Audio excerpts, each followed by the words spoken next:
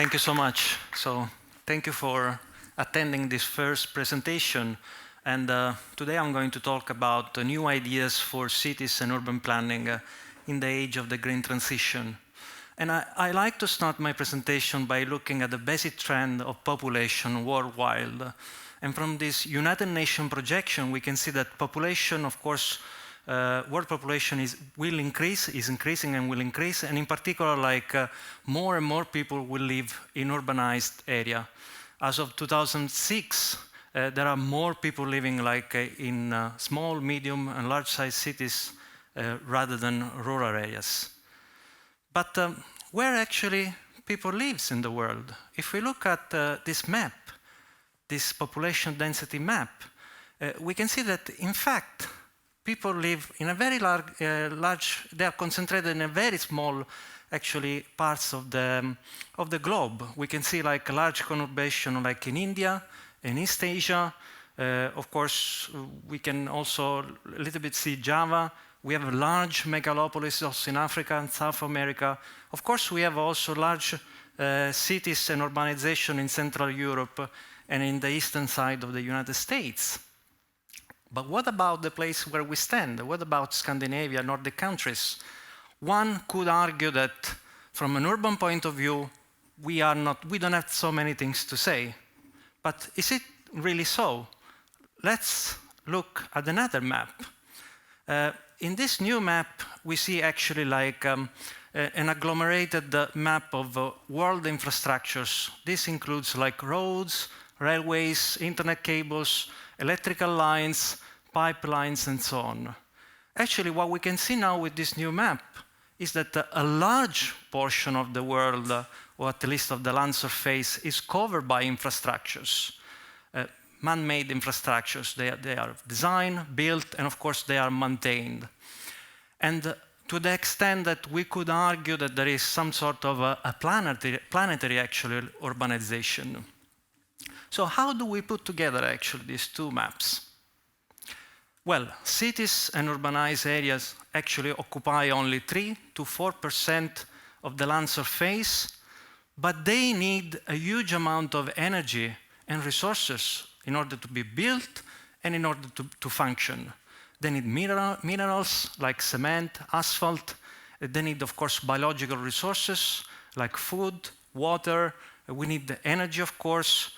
And in order to bring these resources into the urbanized areas of the planet, we need this worldwide web of infrastructures that brings resources from the periphery to the central areas of urbanization. Let's look at energy. Sweden is a country that is quite similar, shares many similarities with Finland and to the other Nordic countries. So if we look at energy consumption per capita across the world, we can see that in the Nordic countries, we are big consumers of energy per capita. And that is absolutely normal. We have a cold climate, so we need to warm our homes, offices, our schools, hospitals, and malls. And also, we are sparsely populated countries. So we have a large land mass, but we have a very small population, which means we spend also quite a lot of energy into transportation. So in my research, I have focused on the connection or the nexus between resources, climate, and urbanization. And the idea is that the way we design and we build cities has an impact on the amount of resources that we need for their, in a way, construction, but also for the functioning of these cities. And the more resource extraction we have, and the more impact we have into climate. And in turns, climate, and with the changing of climate change, has impacts on cities and urbanized areas in terms of natural disasters. It could be flooding, wildfires, and so on. So at the moment, we are in a sort of if you like, a vicious cycle in which if we don't think about the issue of resources into the construction of our cities, houses, infrastructures, and so on, we will end up to consume more resources and impact more into climate. So what are we planning to do from a policy point of view at the global stage? Of course, we have like two main policies at the world stage. We have the Sustainable Development Goals and we have the Paris Agreement. And for example, in a country like Finland, the translation of these two commitments have been done like in a very ambitious way. So in Finland, we have like some of the climate targets that are, let's say, the most ambitious around the world. The country, Finland, plans to be carbon neutral by 2035 and continue in 2020 towards 2050 by reducing greenhouse gas emissions by 90 to 95% to the level of the 1990. How do we do this from a planning point of view? So one idea, it has been since like 15 years, is to invest, to transform our cities into smart and sustainable cities.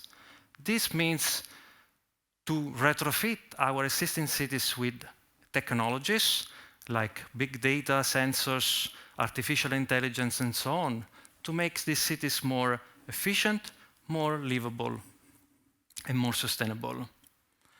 But at the same time, if we look at the example of smart cities that exist around the world, we can see that there are certain like challenges, in particular like dilemmas. One dilemma is that typically the research, but also the implementation of smart cities, focus very much on large cities, large capital areas, and there is not so much thinking about the impacts that the production of the smartization of cities produce into the peripheral areas of the globe. If you think about one of the first maps that we saw, in order to build like cloud computing or like autonomous vehicles, we need a large amount of critical natural resources, cobalt, copper, rare earth, but still we need, of course, iron and so on. And all these resources need to be extracted. And when they are extracted, they produce impacts that are not just landscape impacts, but they can be also social. And of course, they have impacts into climate. So how do we consider these aspects in the making of our smart cities? And then there is also another issues related to smart city. Typically, this kind of projects, what we can see from what has been implemented so far, is that this kind of projects are implemented as a more top-down. We have like large private companies, or we have like semi-public companies headed by the state, like in the case of Masdar City, which is the first picture over there in the United Arab Emirates. And we actually have a very little input from society, a very little bottom-up democratic making of these smart cities. So we have a number of challenges when we think about cities for the green transition. One of that is to plan and design for prosumers. So how do we transition from cities that were built and designed where we had, like, for example, an energy monopoly, and then we have many consumers, to a city where every consumer is also a producer, so where every household takes responsibility for their own consumption and production of energy. And also, how do we fix or how do we retrofit the existing city? And I like to show this picture. This is one of the submissions for the reconstruction of the roof of Notre Dame in Paris. And you know, like 3-4 years ago, the church burned. And in this submission that is quite interesting, we see that the roof becomes like an urban infrastructure for the production of food. In fact, it's proposed as like a large greenhouse. And in this roof, there are also integrated photovoltaic panels. So it becomes an infrastructure also to produce energy.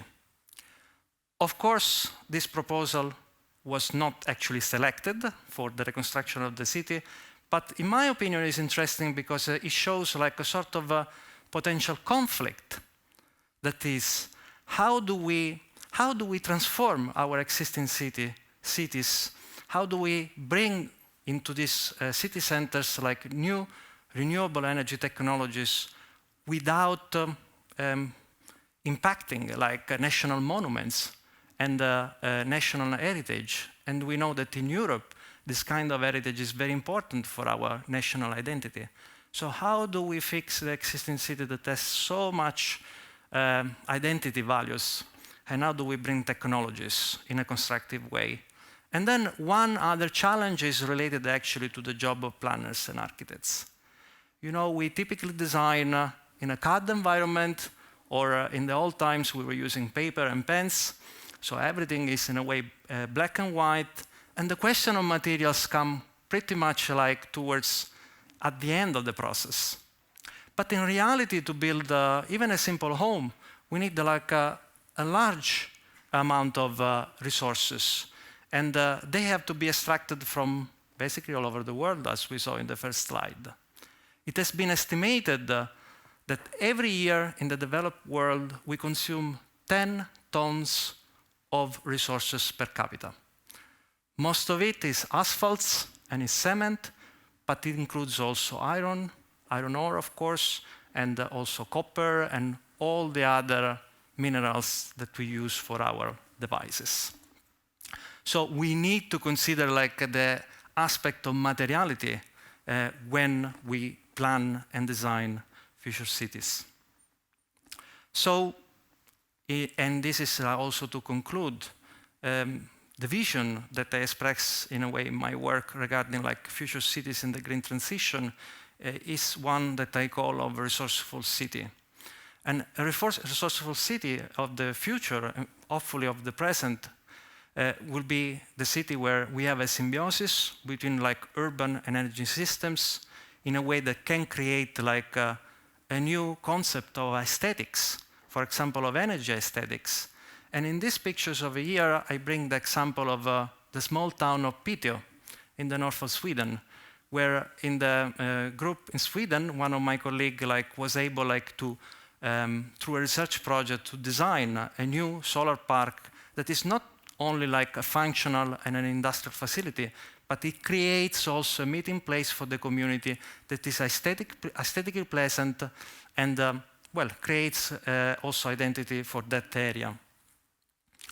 And then also like one important characteristic of the future city is also like to focus more on decentralized systems that empower prosumers.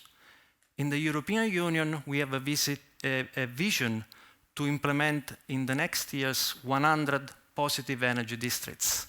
So urban districts that produce more energy than the energy that actually they consume. And in another projects where I'm involved, we use computational technologies in order like to account for microclimate aspects and the photovoltaic and renewable energy aspects of the city to retrofit an existing like urban area. And then the third aspect, which I would say probably should be at the very first, is the democratic aspect of making a city. We need to develop whatever solutions we need to develop, we need to co-create them with the existing community. It has to be like, in a way, more democratic. And I would say that from this point of view, architects and planners are well placed because we have like all a set of methodologies like participatory planning and participatory design that actually can integrate and can like engage people of any age, of any background into the planning and design process for remaking our cities. So, thank you so much.